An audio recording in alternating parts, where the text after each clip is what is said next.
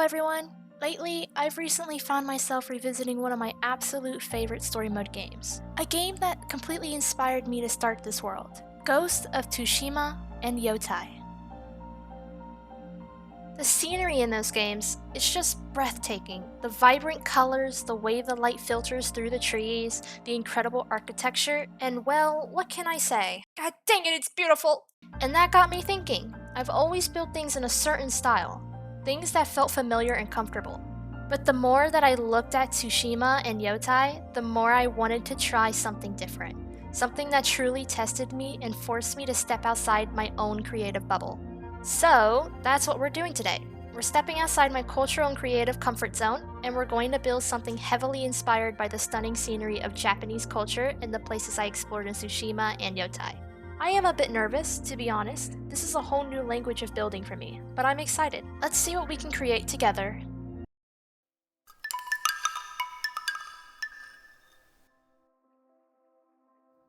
Every epic journey starts somewhere, right? Jin Sakai had his katana, I have this wooden axe. To build something that even comes close to the scale of Mount Yotei, I'm going to need resources. A lot of them. Right now, I'm basically a ronin with no home, but the goal is very clear. I need mangrove and jungle logs for those heavy structures, and sakura wood for those soji walls. Of which I found a texture pack that retextures and renames cherry wood into sakura wood. We are definitely moving away from the cobblestone cube style today. In Ghost of Tsushima, the environment is everything. I can't just build this in a flat swamp. I need a spot with drama, a cliffside, a waterfall, something that feels legendary.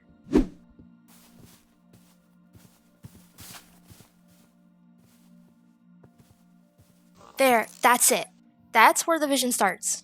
It's got the elevation I saw in Yotei and plenty of room for a sprawling garden. Time to set up temporary camp, which, fair warning, is going to look terrible compared to what's coming. This gives me some time to think about the layout. I'm trying to plan the flow of the build and say to myself, how would the guiding wind flow through this path?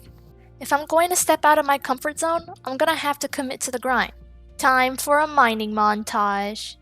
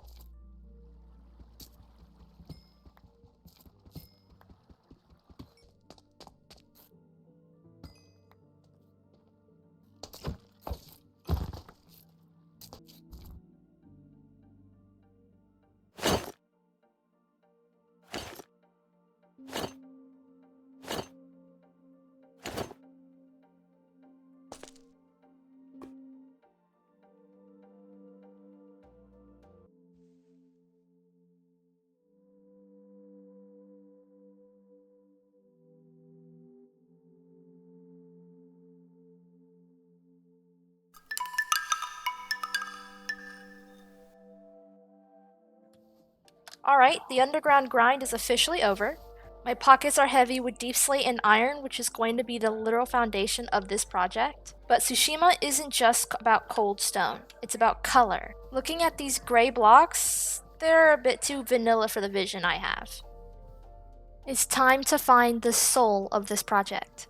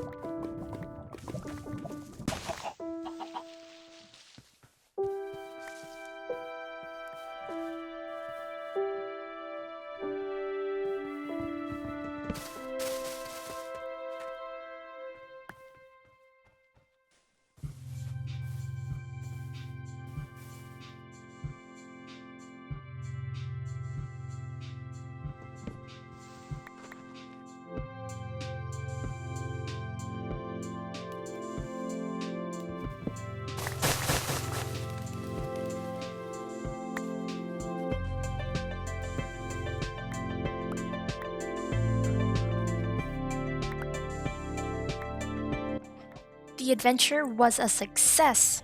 I've got all the logs that I've needed, and I have some new best friends here that you all can name in the comments below.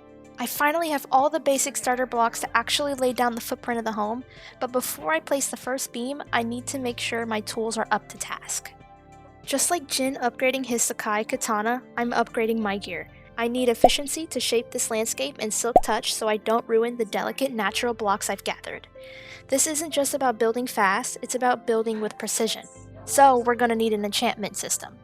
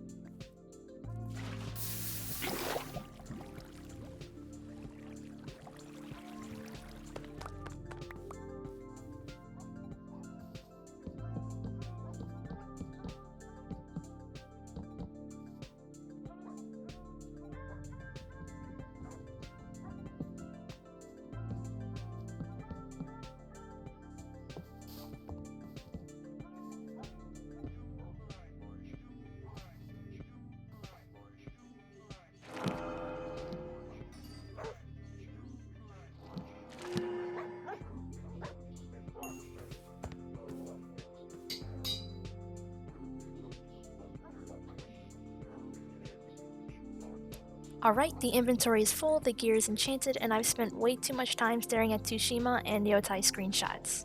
It's time to stop planning and to start placing. My goals for this first layer isn't just a house, it's a sanctuary, and I'm starting with the foundation. And in Japanese architecture, that means working with the land, not against it.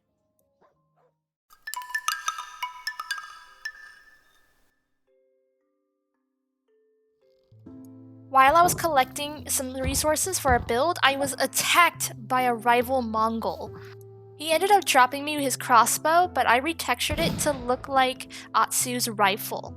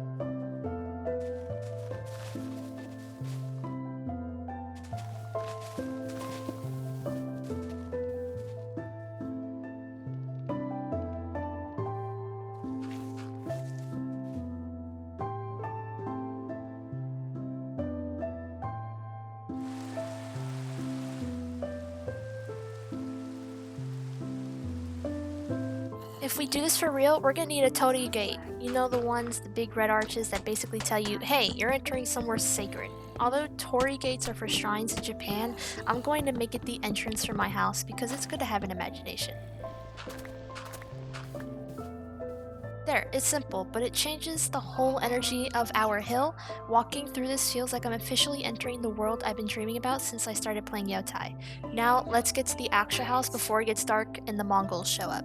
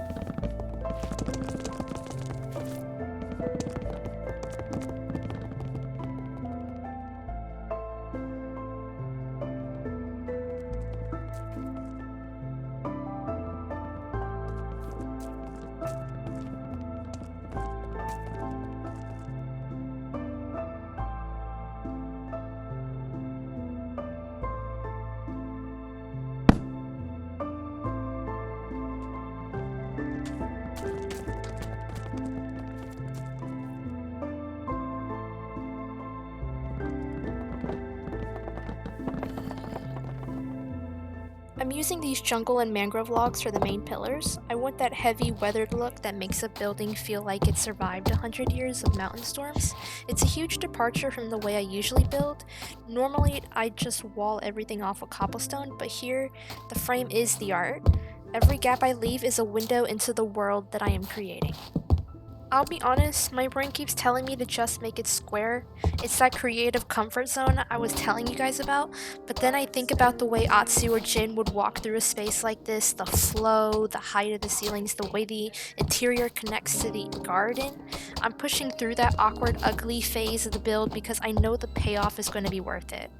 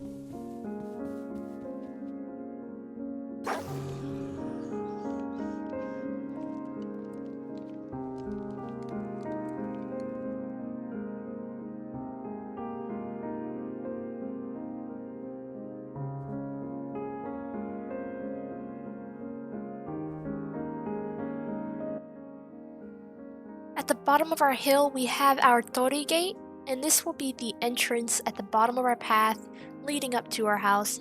It's just a slight detail, not really accurate on why it's here, but it's just for fun.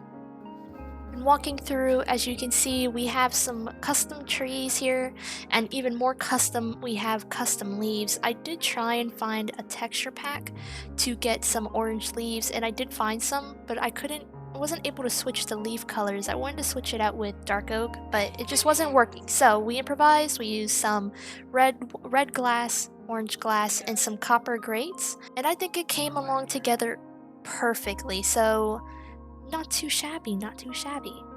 We just sprinkled those around a little bit. We have our little house dog here. To the right, we have the well where our house will be supplied with water, because there are no pipage inside of Japanese houses back in traditional days. Also along the main path, we do have some lamp posts just to light up the path. I did retexture the lanterns, so they have a more Japanese look, and they differ between if they're hanging or if they're sitting on the ground, or if they're hanging or they're sitting on the ground. I did also download the data pack to make miniature blocks, so I did top it off with a tough block, and I think that looks really good. Continuing along the path, I have a little area right here to get us a horse. That's for a later episode. And right here is the main shot. We have the house right here, and along the left side of the path under this tree is our very small temporary storage area. So our little shed here, just some that's not supposed to be there. Other than that, we have some chests in here just for some storage until we move up in the world. And as I was saying, the lanterns do look different if they're hanging. On the path, I did mix in some stones just to look like there were some rocks in the pathway. Walking up to the house, as you notice, the shoji doors that I've retextured are absolutely amazing, and I can't have imagined anything better than that. This is actually the best I've ever seen cherry doors, and this is what it should have been. Walking in, we have the sliding doors just slightly open for us. As you can see, we have our special family katana. On the right, we have a tatami mat. Sitting on the floor in Japanese culture reflects modesty and humility, which are important values in Japanese culture. Next to it, we have a little crafting table just for personal use, and some candles sitting on top. I have to light those. Couple of cherry blossom trees set up in these corners, bookshelves so I could put some enchantment books in at some point. Here's our bed. And I think this house was originally very small, and I was having some trouble with interior because, as you know, I am a southern girl, so this is a culture shock for me. It's also a learning opportunity, and that is great. This might be my favorite building project to date. I absolutely love this. This world has come to a perfect start, and I think I am adapting to this build style pretty quickly. If you enjoyed seeing me struggle with these custom trees and step into this new style, hit that like button, it really helps the channel out, and let me know in the comments what's one game that totally changed the way you build. I'd love to hear your stories. Until next time, I'll see you in the next one. Bye! Wait, how do I turn on the subtitles for Shogun? Is it this one? Nope, nope, that's not the throw, that's the throw button. I just threw my sword. Great, great.